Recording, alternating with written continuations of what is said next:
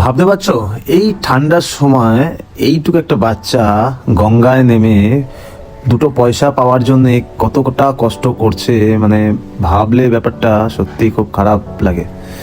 আর মানে নর্মাল ঘরের বাচ্চা কাচ্চারা মানে এই ঠান্ডার মধ্যে সর্দি কাশি মানে সব লাগিয়ে মানে কত শৌখিনভাবে থাকে তারা, কিন্তু এই বাচ্চাগুলোর অবস্থা একবার ভাবো। কন্টিনিউয়াস এরা মানে জলের মধ্যে থাকছে, মানে এই জল খাচ্ছে, তাও এরা কত সুস্থ থাকে।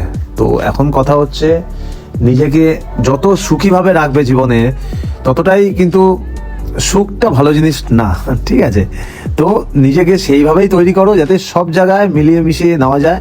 রোদ বৃষ্টি ঝড় তুফান যতই যাই আসুক, বেশি সুখে রাখাটা কিন্তু উচিত না। দেখবে বেশি রেস্ট নেওয়া কিন্তু উচিত না, ঠিক আছে? তুমি যদি বেশি ওয়ার্কআউট করো, বেশি দৌড়াদৌড়ি করো, খেলাধুলার মধ্যে থাকো, দেখবে তুমি ফিট থাকবে।